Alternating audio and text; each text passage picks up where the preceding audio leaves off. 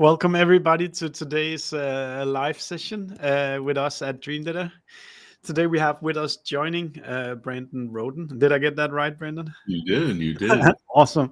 We're going to talk about something that I think so easily gets very shallow when you see the usual LinkedIn post saying, "Oh, you shouldn't do brand. You should focus on performance, or like performance sucks. You should only do brand," and so forth. But we actually have here today somebody who knows this firsthand, and also sees. Brendan said to me before we went live, more than 1,000 media plans a month, so he knows all about what's working and what's not working when we're talking brand and performance. But Brendan, one of the reasons why I also found you to be a very interesting guest for our show here is also that, like, the typical guest is somebody who has been doing B2B marketing for 10, 20 years and has like some sort of specialty there. But your background is a bit different than our usual guests. So I'd love you just to kind of talk a little bit about how you arrived at your CMO role at GroundTruth, and like where's your kind of marketing journey, education path coming from? Yeah. Well, I did start at an agency that did B2B marketing. At the time, it was called Gyro. Now it's part of Merkle. So it started in B2B, and that's kind of where I learned the ropes of marketing. But actually ended up going to Wendy's, the fast food company, and I was the first person with digital in their title, built their digital social program, built their digital marketing program, and then I ran all their consumer-facing communications, including digital, social, but also traditional media, for about 6 years. That led me, and that team did great work, helped drive traffic to the brand, helped get the brand growing, stock price went up, all the good stuff happened. The team won a bunch of awards. That led to me being CMO of Papa John's and Potbelly, two other restaurant concepts. And then I decided I was good. I was done working. So I decided just to stop working. And got bored after like 3 months. So joined a bunch of boards. That led to one of the relationships I built, as a CMO, spending $7 or $8 billion over my time at those restaurants. Led to a relationship with GroundTruth, which was one of the performance marketing companies we work with, and joined them as an advisor. That led to them asking me to come on as CMO and help them rework some of their products and help rework their positioning and brand. So yeah, a little strange path, but I guess in the end, I was sort of buying the media, and then that led to working for an ad platform that's actually building out the infrastructure of the media and the measurement of that media. So strange path, but landed in a good spot, I think. Absolutely. Maybe just because you're such an expert, can you just like anecdotally talk about when you're advertising for restaurants, what works and what doesn't work? I love to hear a good real world example. Yeah. So this kind of gets to the thesis of, I think, this discussion. A lot of people assume that to get daily traffic to your restaurant, that's the lifeblood of a restaurant, getting people to show up to a retailer or a restaurant, that you use primarily performance marketing to do that, or primarily brand marketing to do that. So there's kind of two roads. People either build this big brand that seems iconic, think McDonald's as an example, that is sort of ubiquitous and tonnage of media where you're just spending hundreds of millions of dollars a year, or in some cases billions of dollars a year, to drive awareness for your brand. And then people will just show up. Some people think all you do is the performance marketing stuff, SEM, mobile offers, CRM, all the lower funnel stuff that in theory creates conversion. The magic formula is actually a clean combination of those two things. That's what leads to success for retailers 95% of the time. If you have a differentiated brand that people know about and care about, which is your brand marketing component, and then you pull people through a funnel once they show interest, and that seems so obvious that it's kind of crazy, but if you pull people through the funnel that show interest, give them the things that gets them to get off the couch and show up to your retail location or your restaurant, they show up, and it's provable through a measured funnel. So if you're working with partners that are showing you foot traffic attribution as an example, or are tied into your point of sale systems. They can give you direct attribution of what's happening connected to your media plan. Almost every time you see that is the combination. And as your brand sort of grows, it does shift a bit, like the percentage up funnel versus down funnel, brand versus performance can change.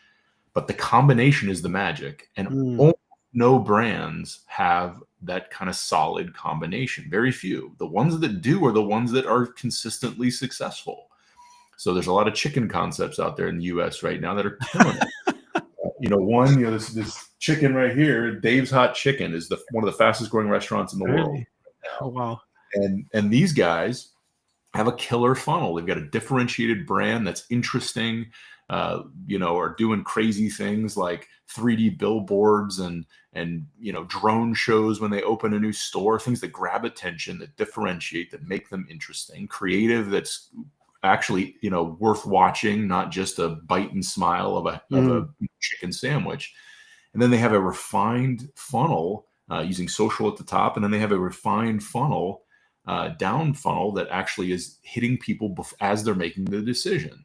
So you get kind of in the back of your mind that this is a brand I would consider, and then when you get hungry in that 30 minutes before lunch, that critical moment, because that's when you make your decision, and when you go to lunch, where you're going is like literally 30 minutes before. You use performance marketing, use mobile ads, use SEM, use mapping systems, use these down funnel tools, even CRM like emails, that gets you to actually say, okay, instead of this location, I'm going to go to Dave's. But there's a lot of cases like that. You look at Wingstop, you look at Raising Cane's, you look at Kava right now is doing an amazing job with their funnel. A solid funnel makes a huge difference. It's not just about the brand. It's not just about performance.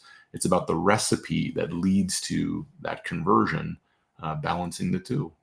That's so interesting. Can you maybe help us getting a bit more into your brain? So when you say brand, top of funnel, what are the specific elements that exist there? And the same thing for once you'd set a mobile and a few SEM and a few other things. But in the brand bucket, what are the levers that these companies pull on? Yeah, so I think you break it down into a couple pieces. One is creative. So what does it look like? Like, what do you actually consume? Generally, it establishes why the brand is different, why the brand is interesting. So it's not a giant picture of a hamburger or a chicken sandwich. That's not differentiating inherently, unless your stuff is so different, like early days Chipotle, where they had the gargantuan burrito. That is different. But in most cases, the product itself is probably not the primary differentiator. It's probably something else. It's probably your attitude. It's probably your service. It's probably the experience at the restaurant. It's probably a very unique thing about your product that nobody else can lay claim to, or isn't laying claim to at any scale. So the messaging is usually about differentiation, and not saying you're different. Like, the old saying is, you don't say you're funny, you tell a joke. Tell the joke, like express what makes you different and interesting at that high level. So that's what the creative looks like. The media at that top of funnel is typically something with serious reach to your primary target. So these are the things that have scale to your target. And when I say scale, I don't mean a Super Bowl ad necessarily. No. That's everybody, right? It's to your target. So in the case of, a lot of restaurants, for example, this is CTV targeted around your restaurants. This is digital out of home boards targeted around your restaurants. This is streaming audio targeted around your restaurants. Big reach, but targeted to the people that are most likely to convert. So it's broad reach to the target, not just broad reach in general. It's not media tonnage. And it is a differentiation message that's interesting. That, my personal LLC is called Boring Kills Brands. I really think that it has to be unique. It has to be interesting. It's got to catch your attention. It's got to be something that people will stick in the back of your mind. So when you get to the bottom of the funnel, so when you hit them in that moment where they're making the decision, they actually remember your brand and have a leaning towards your brand. So that's the top of the funnel. Of the brand stuff, the performance That's so stuff. Interesting, Brandon. Is much more. I'm also super curious in these, like, now when you say CTV, it's connected TVs, like when you stream them from a certain platform where you're able to like pin them. He's in this city or something like that, right? Yep. Yep. And I'm a huge fan of addressable media that like CTV, like streaming audio, like digital out of home, um, like really broad digital buys, social buys that can be targeted, that you can connect back to the bottom of the funnel. Because if you just do a super broad buy, so let's say I'm buying a market with television, I'm buying a specific DMA for television, you can't actually track, is the person that's seeing that ad and potentially reacting to that ad going to receive that bottom funnel message. You have to do the same thing at the bottom and just make it super broad. Mm. If you use connected TV, if you use streaming audio, if you use digital out of home, use these broader, tools that have significant reach, you can immediately connect that same impression, that same delivery of the ad down funnel. So you're staying targeted, but it's still got significant reach. So this is just a modern way of doing what used to be, run a TV ad in a market and then do a mail drop to all the houses that are near your store. Now that was super wasteful and completely untrackable in many cases, unless someone brought in a coupon or something cheesy. Yeah. But this is the modern version of that, I would argue. So So yeah, it's targeted things that are usually digital in nature, because everything's digital. If you're watching television right now, 90% of it is digital, even if you don't realize it's digital.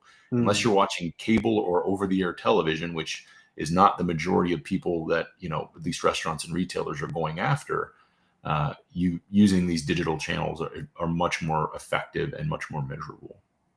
yeah, and then the lower funnel things that are also be super interesting to hear. Kind of how do you then enable these Yeah, things? Is it about like it's for breakfast, it's for lunchtime, and you need to can switch be. on in those exact time slots? It can be. So it's connected to the top of the funnel. So the message should connect to the top of the funnel, but it should be more functional. So the top Yeah, is emotional. The top should get you interested and care. The bottom is functional. So it actually gets you to choose that brand at that time. So for some brands that are deal driven, and many brands aren't, but a lot of brands are, if you're deal driven, it might be the offer that you have. If you're product driven, it might be the product that you specifically want them to buy. If you are, if you are heavy at a certain day part like lunch, it might be, this is on your way to work, or this is 2 miles from your house. It I might be love like it. directional. So it becomes functional at that point. So you get the emotional side where you actually care and have interest, and then you get the functional side of like, okay, show up and actually fulfill that emotional thing that we created with a transaction. So typically what that looks like is, I'm Googling what's nearby for lunch, and you're using SEM to deliver it. You have mobile ads that are running as you're consuming things on your phone, in the 20 minutes before you leave the office or your house to go pick up lunch. That is mobile ads that actually have like location awareness. So they know that, it's 2 miles from your house and you drive by that restaurant, on your way home or on your way to wherever you're going next. Yeah. So it's like smart down funnel media that's connected to the top. So you were served the emotional, brand ad, and then gets the functional piece that says, okay, now you can actually act upon that message that was delivered at the top of the funnel and make you actually want to show up and transact. And then it gets even deeper than that, because their performance can then retarget based on, did someone show up? Yeah.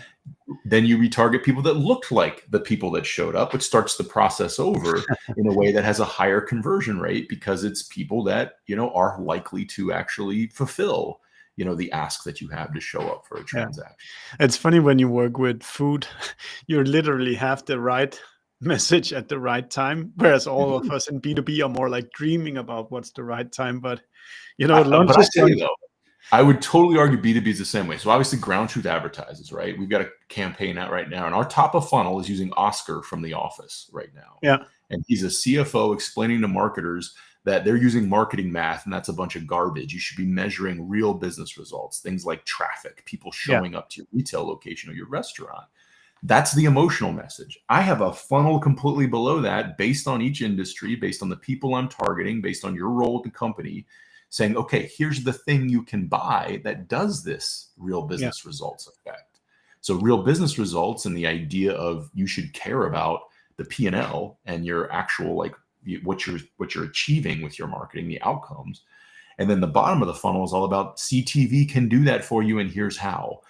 Digital out of home can do that for you, and here's how. Mobile can do that for you, and here's how. So I'm doing the same thing on a B2B scale as I do on a B2C scale. It just looks a little different, and I don't get, to target somebody before lunch. I get to target somebody before their quarter ends and they're choosing new partners, or as they're building a new campaign, or as they're considering, what their agency should actually offer up to them for the next year's plan. So the cycle's longer, but it's still a very similar structure. That's very fun. So Hassan is speaking of measurement, he's asking here, question for Brandon. What's your stance on attribution for tough to attribute brand tactics? How do you manage non-marketer execs asking for the attribution? Yeah, that's a really good question.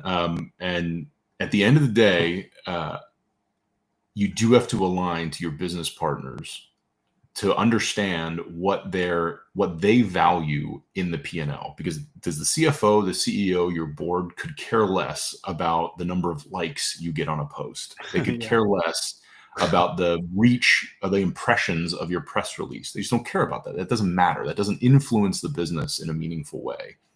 So for them, you have to understand the metrics they care about. So I'll go to a restaurant just because, again, I've got a lot of experience there and we work with a lot of restaurants.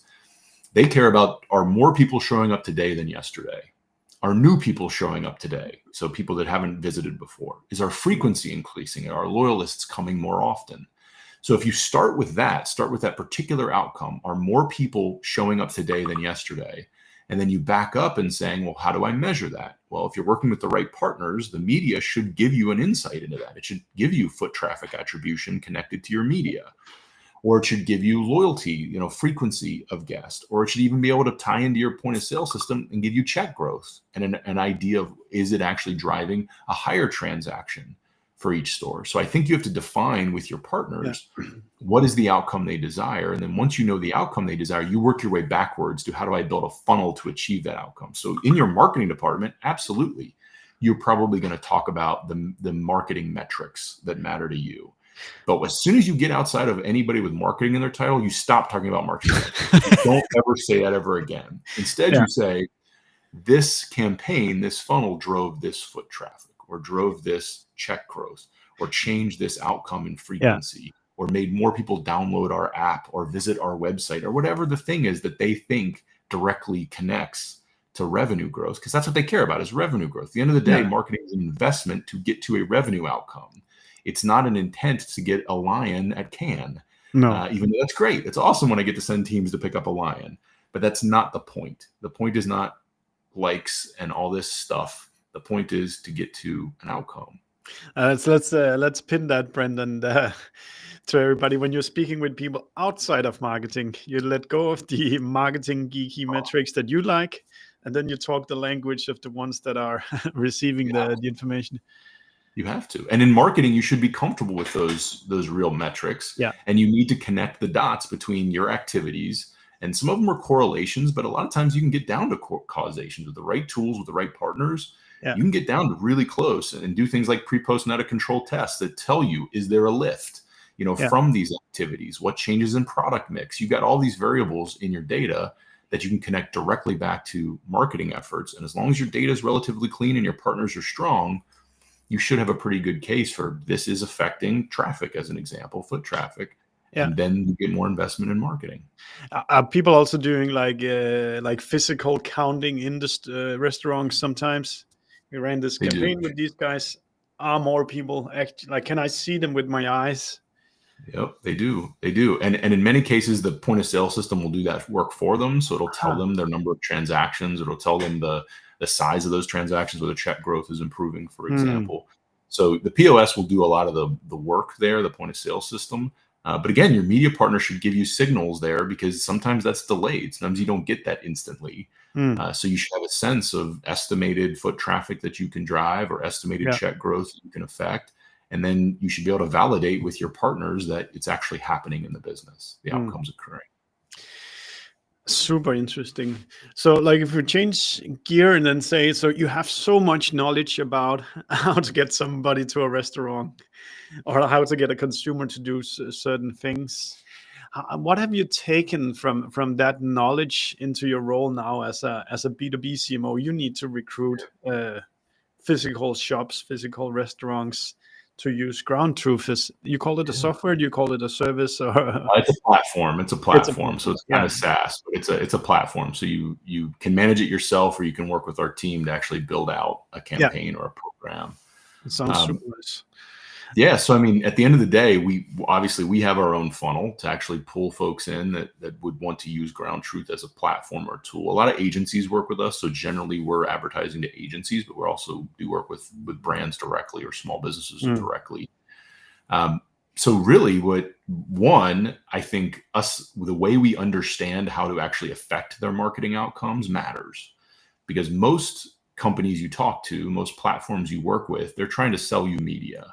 So their desire is to say, here's reach you can buy. Here's, the impressions and the CPMs of those impressions.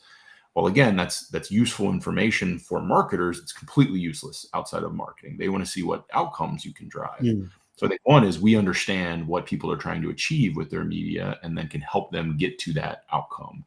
I think the second thing that's important from our perspective is we're media agnostic.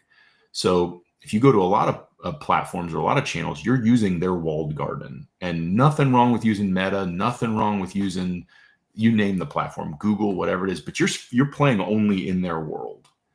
We work on the open web, so our stuff works across the channels that will work for your target. So we don't start with, you need to be on Instagram. We start with, where is the person you're trying to acquire for the outcome you want? Yeah. And that leads to, here are the places that your ads should run to affect that. And here's the funnel that creates that ultimate output of marketing outcome that you want. So I think that's a huge differentiator too. At the end of the day, we're not a one-stop shop for just CTV or social or whatever. At the end of the day, we build things based on the outcome, and we'll kind of work in almost any major digital channel to affect that outcome. Yeah. And then as a CMO, Brandon, what are you doing to what are you doing to establish the brand, and what are you doing to kind of like drive performance? We talked a little bit about eating times and stuff like that before. What are the components that you're trying to kind of use for branding GroundTruth? Yeah. So we have a funnel. We have a top of funnel campaign running with Oscar from The Office right now. And Oscar is the finance guy talking to the marketer over what looks like a Zoom, and basically beating up the marketer, saying, you're using marketing math here. I don't even understand this equation. Likes over shares times, reach. What does that mean? How does that get to what we're trying to do with these dollars? One of the ads is along the lines of, you think I should give you more budget because you got likes? That's the perception, is like, don't use the language of marketing to finance or to the CEO or to the board. So you have a top funnel campaign right now running to grab people's attention, hopefully, about real business results and driving outcomes with your marketing. That leads to, once you're exposed to that ad and show any sort of interest, you watch the ad all the way through, you click on it, you comment on it, whatever it is. That leads to, and we're running that in a bunch of channels, that leads to a lower funnel, which starts talking about the products that we offer. So if you're interested in CTV, if you're interested in mobile, if you're interested in digital out of home, if you're interested in streaming audio, if you're interested in just measurement, you just want to know the foot traffic that's happening to your competitors, those are all things that the GroundTruth platform is capable of doing. So once you're exposed to that top funnel message, grab the people who care about outcomes, care about real business results. Then we start telling you about, here's the way you can accomplish that using GroundTruth as a platform. And then that leads to a sales process. So generally we're advertising to agencies, sometimes brands. We do have a lot of brands that work directly with us, but mostly agencies. And those agencies essentially that work with us, or the brands, are the ones that they've got their CFO, their CEO saying, hey, I need this outcome. They see the message, it's interesting to them, and then they understand as marketers or media buyers, these are the tools that I can use to get to that outcome, and this is a partner I could use to try to affect that outcome. Yeah. So how far does the marketing life cycle go for you at GroundTruth? Is there like a handover to your sales department at some point, or like when does that happen? There is, and it depends on how you work with us. If you work with our self-serve platform, you could activate immediately. People sometimes working with us in days or weeks. But a lot of cases, these are agencies that are thinking about partners, that are trying to, plan out a campaign that's 3 months or 6 months away. So they're not going to run media for 6 months or 9 months in many cases. So our sales cycle can be long, especially for larger Yeah, campaigns. yeah. So I generally see like the leading indicators within days or weeks of starting, my pushes for GroundTruth. And then I see like the revenue show up within a quarter or two, begin to show up. And really it lasts for 12 to 18 months. And we have partners that we've established that have been with us for years now. So kind of the lifetime value can be huge, which makes our ROAS huge. Our ROI, starts around 6-1. So they give me $1, I can give them back 6 typically. Oh, wow. But it can go by business line up to 15 or 20-1. Yeah. Just because we have some business lines where the campaigns are giant. It might cost me a few $100 to talk to someone and get them interested. And then they end up spending millions of dollars, which is obviously a huge return. So it's very different than restaurant world where, you're trying to get 1 to 2 or 1 to 3 or 1 to 4 ROI. In this case, oftentimes I can do much, much better than that because of the transaction size and the duration. I just don't see it immediately. I see it, a quarter or two away. Yeah. Just because you're such a skilled and experienced marketer, Brandon, could you just elaborate this kind of concept of leading and lacking metrics, and how should like a CMO be thinking about these 2 buckets? Yeah. So, and again, I always go back to the things that matter to the business as a whole. So even my leading indicators tend not to be, things like comments or engagement or likes or shares or stuff like that. That stuff to me, again, you can't speak that language outside of marketing, I don't think. Remember this, people. That's right. It just doesn't, they don't care. They don't understand it. So at the end of the day, where I'm going to is I start with leading indicators that the business understands connects to revenue at some point. It's not immediate revenue, but connects at some point. Yeah. An example in B2B, the very simple example is, does someone sign up for a demo? Does someone go to the product, PDP, the product web page site? So they're not just on your homepage, but they've gotten down to actually look at the products. Yeah. Is someone reaching out to a salesperson? Has someone had a sales call? Is someone, do you have multiple people within the same organization looking at your materials or reaching out to salespeople? Yeah. So the leading indicators I use are things like qualified leads as they come through. And then ultimately, are people engaging with content that matters to get to a transaction that we know has a high propensity to lead to, revenue at the back end? So I have like 3 or 4 leading indicators that I present. And what that does is that gives evidence to the organization that what we're doing is catching attention, but it also gives evidence that there's revenue to come from this campaign. And then once the revenue starts to come in, then I can start calculating things like ROI on the actual effort. Yeah, brilliant. Alicia's asking a question here, which I'll throw you a curveball on it. So first you replied as a B2C case and then a B2B case, but I'll read it out to you here, Brandon. What do you do if a brand partner comes to you for help but doesn't understand who their target audience is, or they just want to target everyone within 3 miles? Yeah, so that's really common. So oftentimes people assume that it's just the people nearby are the people who care. I think media testing can get you to an answer there pretty quickly. You can actually understand who converts and throw out. I don't like demographics. I don't like just geographics. I like psychographics and behavior. I want to see, because you could prove that within 3 miles has a higher propensity, but the truth is that's kind of a BS metric. It's like saying, most people have a car wreck within 3 miles less. It's because they're always within 3 miles of their house. You're coming and going from your house within 3 miles every time. Yeah. It's like, that's just the odds. That's literally like percentages. That's not real. So I typically would do media testing that would confirm who converts. So you run a campaign to who your presumed target is, psychographic ideally. This is the kind of person that would, most be likely to buy my product. And then you see who converts, and then you double down on that and double down on niches that you find within that segment. So generally I use media testing to figure that out. You can do all kinds of research to understand it, but the media testing gives you a really clean sense of who actually is buying your product and showing up. And if you took target lookalikes, do you see more of the same? And that lets you confirm who your target is. What bullets is it that you want to see filled out here? do you want to arrive at a certain kind of ideal customer description that contains age, gender, sport, whatever favorite color? Yeah. I mean, and demographics are useful for media buying, right? So if you can use demographics, that's okay. But I actually find that generally it's psychographics, it's behaviors that matter more. So, let's jump into food for a second, just because again, that was my world for a Yeah, really yeah, long yeah, yeah. time.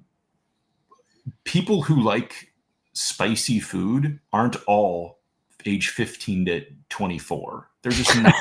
Not true. Yeah. Right? I mean, I know plenty of 17-year-olds that hate spicy food and plenty of 60-year-olds that love spicy food. Yeah. That's kind of an irrelevant thing outside of traditional media targeting. Yes, that's how you have to buy television broadly. That's how you have to buy, radio if you're buying that sort of thing. But digital marketing doesn't have to work that way. Digital marketing can work based on intent, based on behavior, based on preference.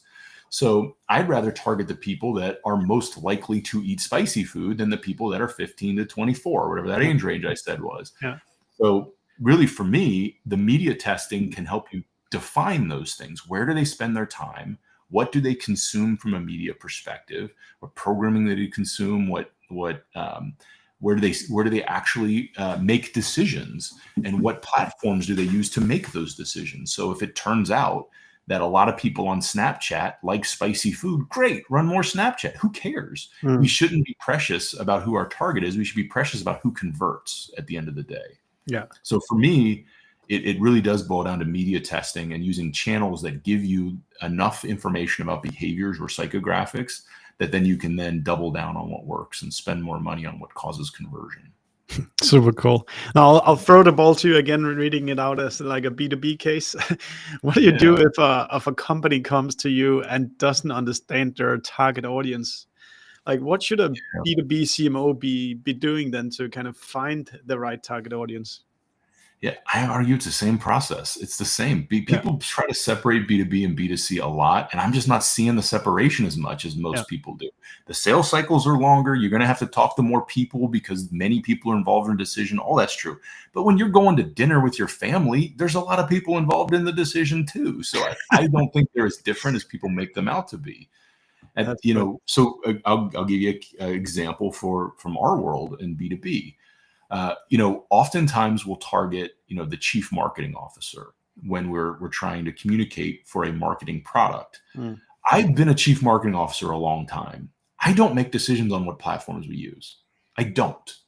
I have people that make decisions on what platform we use that I trust. My media person, my social person, whatever that person is. Yeah. So when people target the CMO, it makes sense for the brand layer because you want them aware that you exist. But you actually have to target the people who are actively choosing and deciding which partners to put on the list to consider. So, and that can be people from finance. That can be people because what ultimately happens is you need to catch the attention of the people that are going to put you on the list as a potential partner. And then you actually need to make sure you're communicating to the people that will veto that when that person brings it forward. So the finance person, when you say, I want to work with this new partner, they say, I've never heard of them. I want to work with these guys. I've heard of them. Everybody's got those biases. When you bring that thing forward to your chief marketing officer and they say, I want to work with this platform, but I've heard of this platform. Maybe you should look at these guys instead. Yeah. So to me, the trick is you go full funnel with that person that needs to put you on the list and ultimately might even be one of the primaries of the decision. You go parts of the funnel depending on the people in the organization that actually affect that decision. So your CMO might need to get the brand level stuff. Your finance team might need to get the deep down in the weeds product level measurement stuff that actually shows there's an effect. So I think you have to be more strategic in how you communicate. But again, B2C works the same way. It's just not as deep, right? If I'm going to advertise kids meals, I need mom to want to show up because the kid ain't driving to the store, my restaurant. That's true. So I need to communicate to mom and to kid and in different ways because kid might care about the toy in the kid's meal. If I'm a QSR fast food place, mom doesn't care about the toy. Mom cares about that there's something for her to eat or for the whole family to eat or that the food's nutritious or that it's a deal that she can afford or whatever it is. So this stuff is chess. It isn't checkers. You have to think about it in terms of like who affects the decision, who needs to hear what to influence the decision, and then who's going to veto the decision at the end. and make sure they hear the right message. And that's hard. That's not as easy as it sounds. It takes thoughtful planning to figure out. Also makes me like question that age-old top-down selling method, where kind of you just go for the CEO to like squeeze a product through the organization. I just don't see that motion working anymore. Like, it's the people And on the at front. some organizations that are very, authoritarian, maybe that does work, but that's not how most organizations work. No. And good organizations, people that would be good partners, do not work that way. Yeah. Because they hire good people they trust to affect outcomes rather than just dictating what happens in an organization. So I agree. That doesn't mean you don't communicate to the CEO, but it also means that that's not the only point of communication, and they need to hear something different potentially than the line level buyer who's actually affecting the transaction directly. Yeah. Like we put out a benchmark report earlier this year where we analyzed the deals of our customers, and the average deal had 7 stakeholders associated to it. Yeah. And I think your example is great, Brandon, that like if you haven't been like creating brand awareness with the CMO who's the ultimate signer of the product, you're gonna struggle if your product is being brought in and you're not one of the products that he knows or she knows in this category. Then you'll get the question, why are you choosing these? Because I've never seen them before. Whereas if the whole buying group has kind of already been kind of massaged, then the likelihood of the deal sliding through will be a lot more easy.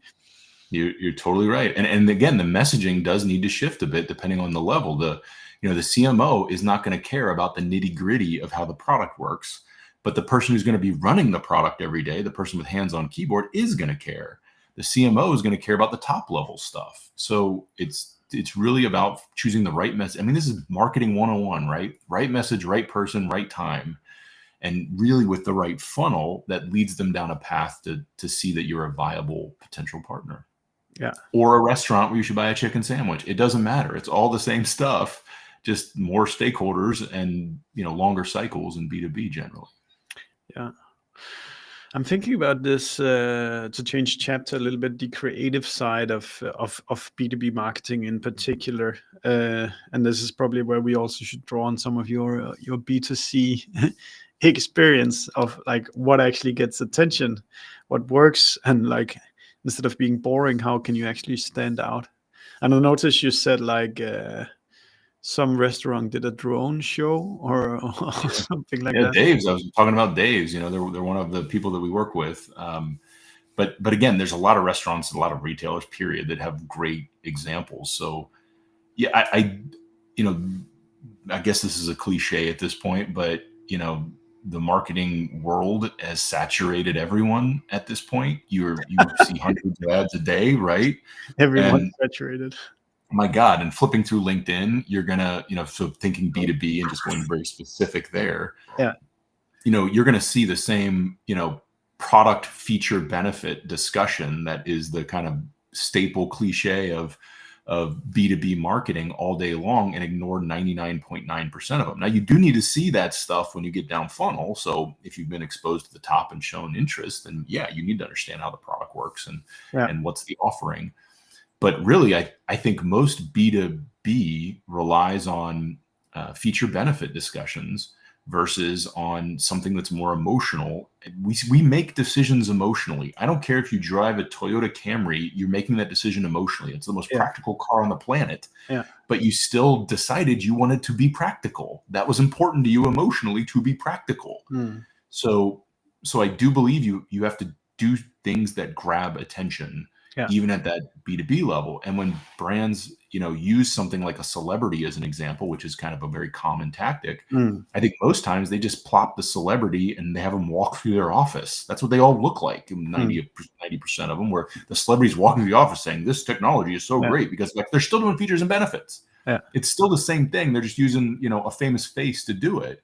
So I love the B2B ads that take that B2C idea of let's use something like a familiar face. It doesn't have to be a celebrity. It could be anything. Yeah, Snoop Dogg. Great creative, but something that grabs your attention, and then you deliver it in a way that is different. So like the campaign we're running right now, we have Oscar from The Office speaking to you like a Zoom call and talking to the marketer. And to us, that was a very interesting way to express that. It's more like literally you're talking to your finance person about your campaign, and he's complaining about you bringing forward all these garbage metrics that don't mean anything.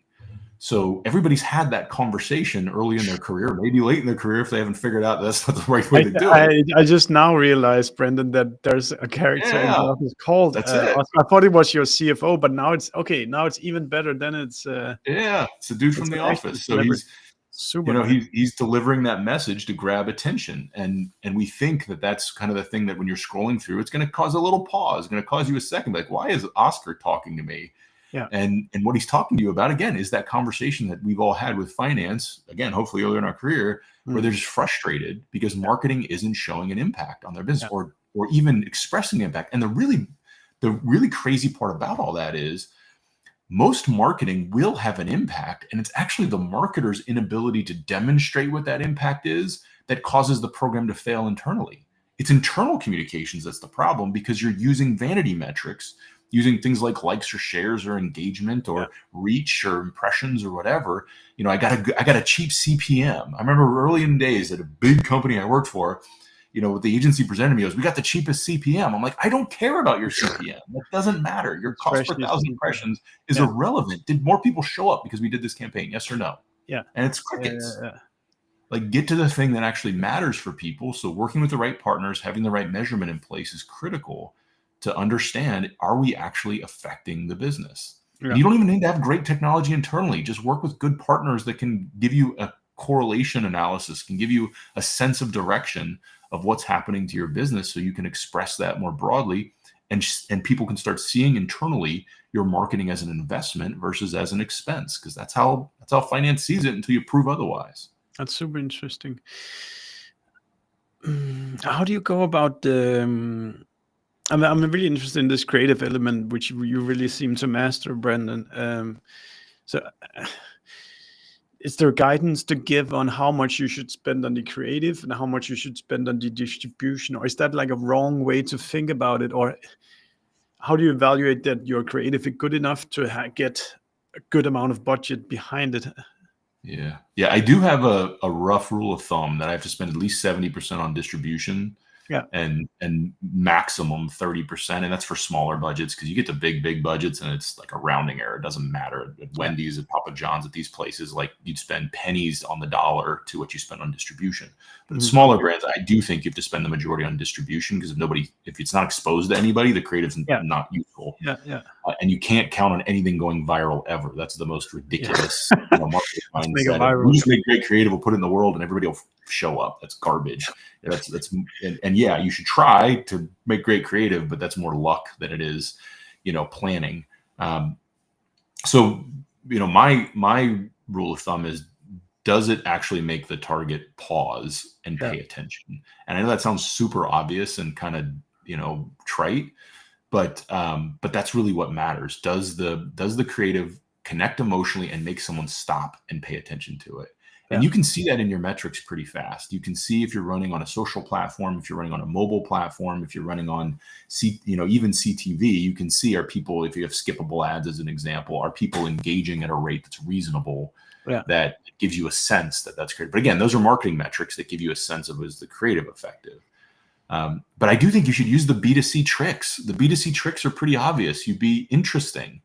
I think I mentioned to you before we started, my LLC is called Boring Kills Brands. I just believe that really, really thoroughly, that you have to make sure you have something that they call thumb stoppable, I guess, in social. That just grabs attention, and it has to be core to your brand. So people would ask me all the time, like at Wendy's, why did you fight with other brands on Twitter? Well, because that's what our brand was. Like, Where's the Beef was the first brand that ever called out other brands for their garbage and making bad products on television. First time ever it happened was Wendy's in the 80s. So that's just in the 2010s and now 2020s. That's the new articulation of that. So it's got to be true to your brand, but it also has to be genuinely interesting, and not just to your board or your executives, because your board and your executives aren't your target. And frankly, most people, when you have, what's the saying? When you create a piece, when you take creative and you make it by committee, instead of a horse, you get a camel. That's what just happened.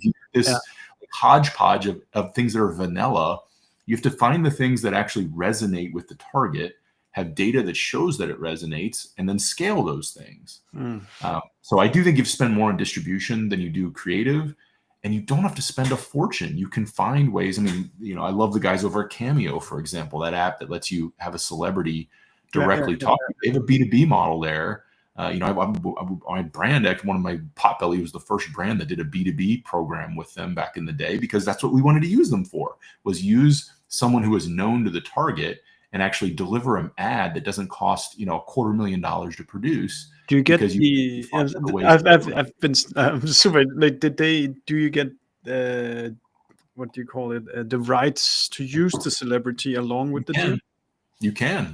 That's part of the deal that they can arrange. But again, I've been thinking about that, Brandon. They have such a great roster, but it's like, no way I'm getting Chuck Norris to put his face on our campaign. And you'd be surprised. Like, we paid something for Oscar for the GroundTruth campaign, but we did not pay anything like I would have paid at a Wendy's or a Papa John's for something like that. We use JJ Watt or Peyton Manning or something like that, or the NCAA relationship, all these big things.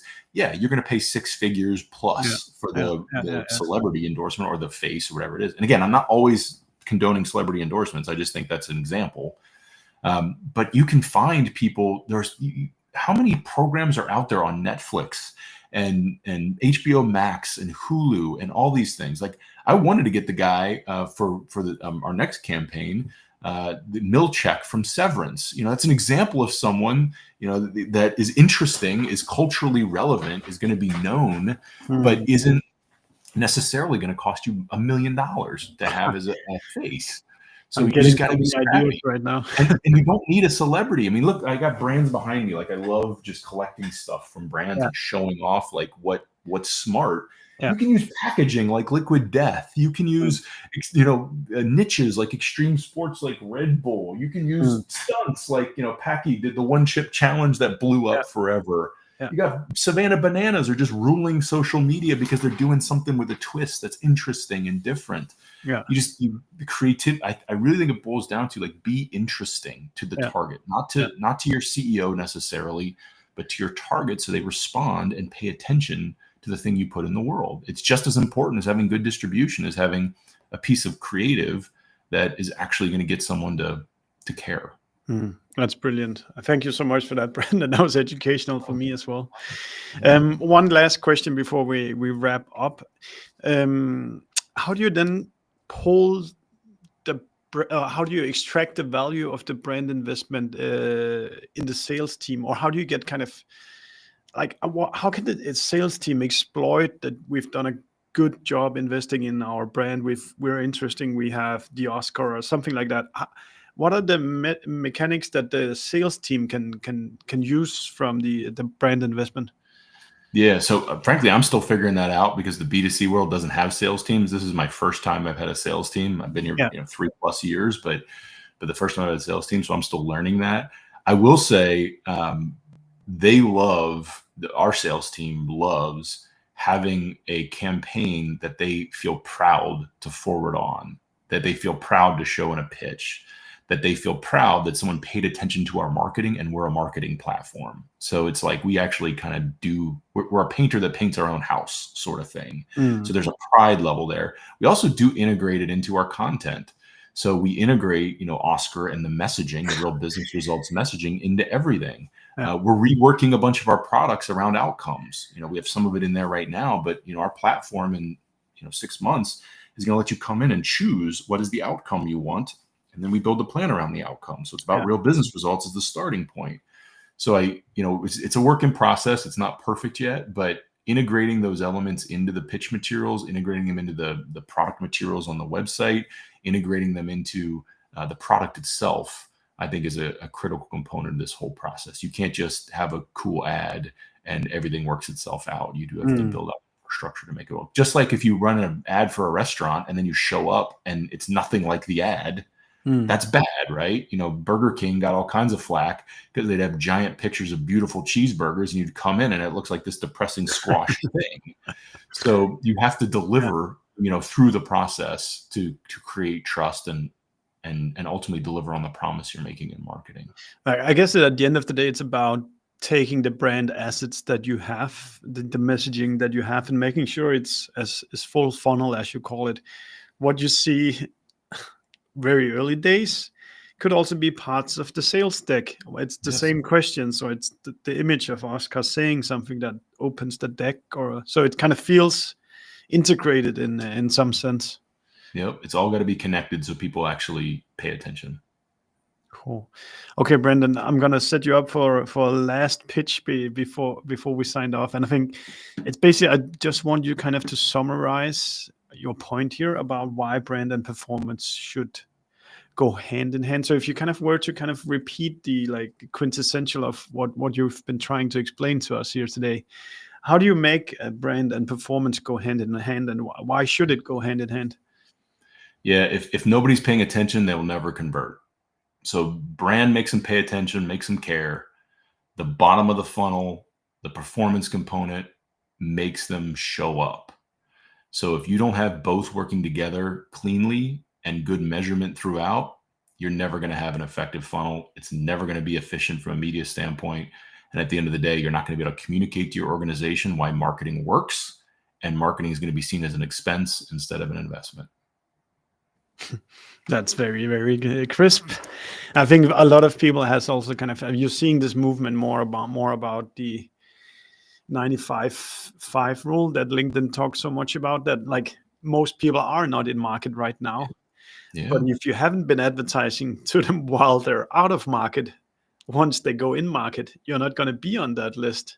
So you have yeah. to like build that brand and be different, even when they're not out shopping right now.